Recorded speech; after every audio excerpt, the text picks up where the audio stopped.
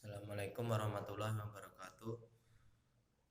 Perkenalkan, nama saya Fadil Hanafi dengan NIM 2012000066 dari kelas PAIB akan mengawali presentasi fikih, studi fikih PAI di MTS MA.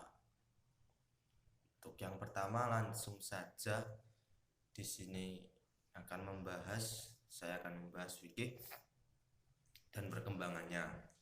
Nah, konsep fikih dalam Islam ialah sering kita dengar adalah fikih itu yang membahas tentang hukum-hukum.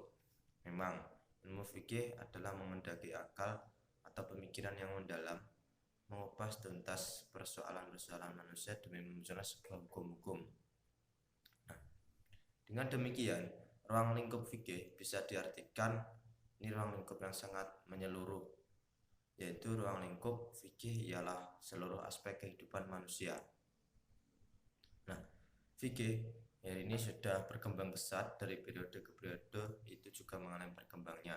Berawal dari periode Rasulullah, sebagaimana yang kita ketahui, pada saat periode Rasulullah ilmu fikih belum berkembang, karena bahwasanya Rasulullah SAW adalah sumber daripada hukum tersebut, yaitu sumber kebenarannya. Melanjutkan untuk presentasi saya tadi di bab pertama, lanjut kepada bab 2 mengenai kewajiban penyelenggaraan jenazah. Nah, dalam hal ini penyelenggaraan jenazah merupakan fardu kifayah. Ketika seorang sudah mati, dikatakan mati, hanya beberapa orang yang mengurusi jenazah pun sudah cukup, tidak perlu semuanya, karena menjadi rikuh ketika semua orang mengurusi satu jenazah. Nah, dalam hal ini manusia bisa dikatakan mayit atau jenazah ketika sudah mati. Nah, ketika sudah mati, pisahnya nyawa dan dari raga manusia itu sudah dikatakan mayit. Nah, ketika mayit sesama muslim sama muslim memiliki kewajiban, salah satunya yaitu merumat atau merawat jenazah. Dalam bahasa kitabnya memulasarat jenazah. Memulasarat ini artinya mengurusi jenazah dari fase awal, step awal, yaitu memandikannya, mengkafani hingga mensolatkan, hingga pada fase akhir menguburnya. Masuk kepada fase pertama, step pertama ketika manusia sudah mati, itu harus ada yang memandikan. Nah, di sini memandikan mayit bukan memandikan seperti mandi biasanya, namun mayat dimandikan, tidak disuruh mandi sendiri. Makanya dalam hal ini harus dimandikan oleh saudara-saudara mayit yang memiliki hubungan darah atau mahramnya, agar mana ketika seseorang memandikan mayat tersebut masih memiliki ikatan darah, jadinya agak suci untuk bersentuhan. Dan posisi mayat ketika dimandikan ini tidak boleh dipamerkan, harus ditutup erat, ditutup oleh satir dan ditutupi oleh aurat-aurat mayat. Ketika laki-laki harus ditutupi dan dimandikan dan disiram airnya.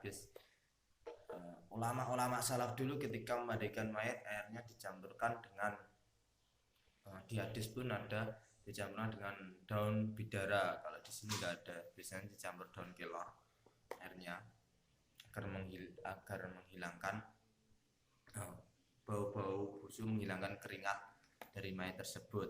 Dan dalam lanjut mengkafani ada beberapa perbedaan antara mayat laki-laki dan perempuan. untuk laki-laki cukup 3 helai kain kafan dan perempuan 5. Kenapa kok ada perbedaan? Karena laki-laki dan perempuan berbeda. Auratnya cukup kelihatan ketika si perempuan ini meninggal. Nah, makanya 5 lembar ini dengan rasionalisasi untuk menutupi aurat agar tidak lebih jelas terlihat. Lanjut mensolatkan dalam hal ini yang memiliki kewajiban penuh ialah keluarga mayat tersebut. Ketika mayat tersebut laki-laki, biasanya bapaknya dari mayat atau saudaranya laki-laki dari mayat yang memiliki kehendak penuh untuk menjadi imam dari mensolatkan jenazah, dan hukumnya juga fardu kifayah untuk sholat jenazah sendiri. Nah, biasanya tapi ketika itu di realitas masyarakat yang mengimami ialah Pak Mudin, namun tidak apa-apa ketika Pak Mudin sudah diberikan amanah penuh oleh masyarakat dan juga pula keluarganya. Lanjut pemakaman mayit. Dalam pemakaman itu ada aturan-aturan tertentu. Ketika mayit ini dimakamkan menjadi perbedaan khusus.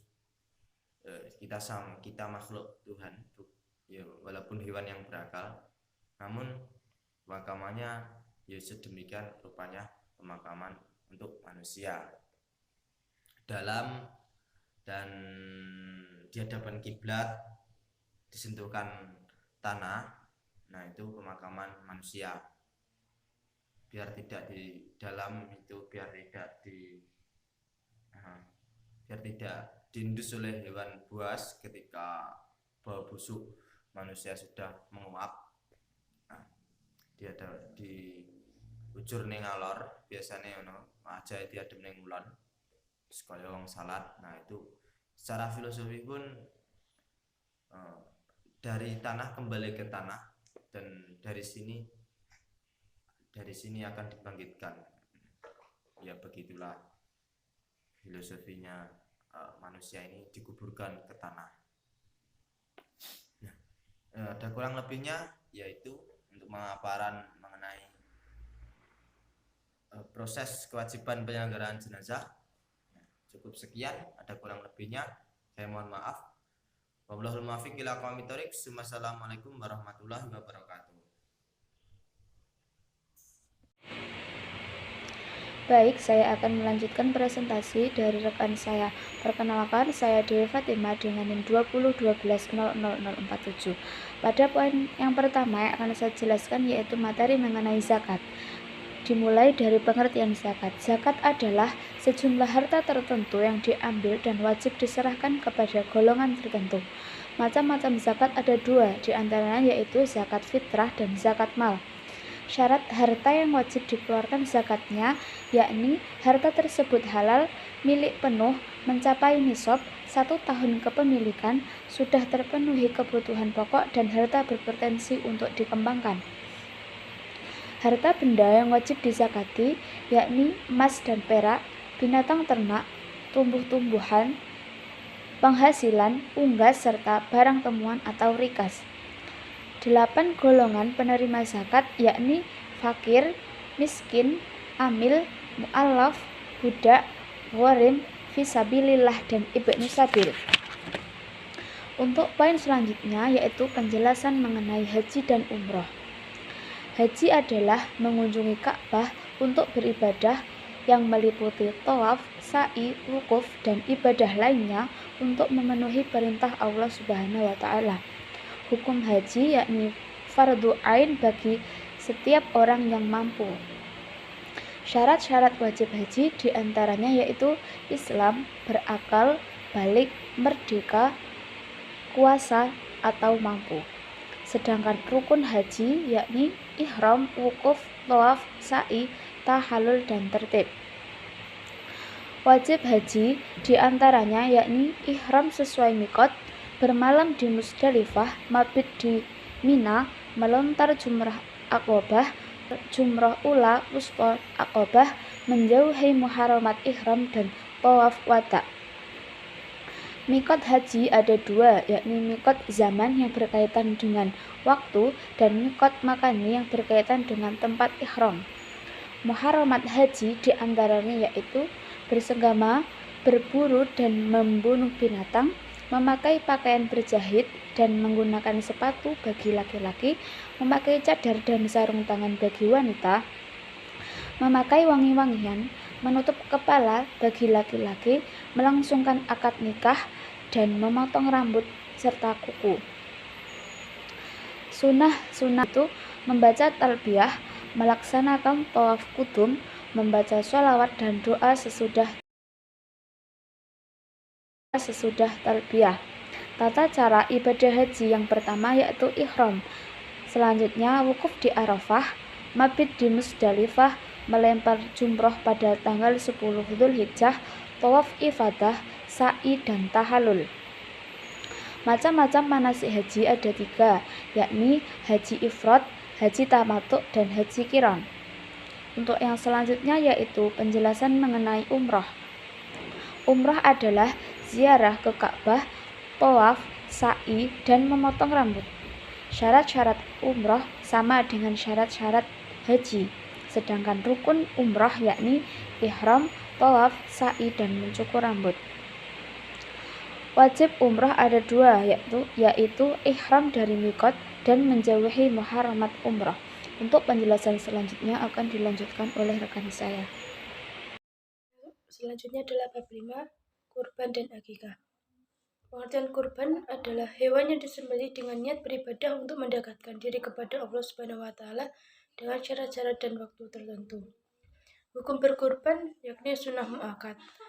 Waktu dan tempat penyembelih kurban waktunya ditetapkan untuk menyembelih kurban yaitu sejak selesai sholat Idul Adha tanggal 10 Dzulhijjah sampai terbenam matahari tanggal 13 Dzulhijjah atau hari tasyrik. Ketentuan hewan kurban. Hewan-hewan yang ingin dikurbankan sudah memenuhi syarat, yakni telah cukup umur dan tidak cacat, misalnya pincang, sangat kurus, atau sakit. Pemanfaatan daging kurban, yakni ibadah kurban bertujuan untuk mendekatkan diri kepada Allah Subhanahu wa taala dan memperoleh keridhaannya. Selain itu juga sebagai ibadah sosial untuk menyantuni orang-orang yang lemah. Sunnah-sunnah dalam menyembelih hewan kurban. Yang pertama ada melaksanakan sunnah-sunnah yang berlaku dalam penyembelihan. Yang kedua, membaca takbir. Yang ketiga, membaca doa. Yang keempat, orang yang berkorban menyembelih hewan kurban sendiri. Hikmah dari berkurban adalah menambah kecintaan kita kepada Allah Subhanahu wa taala. Daging kurban dibagikan dalam keadaan mentah.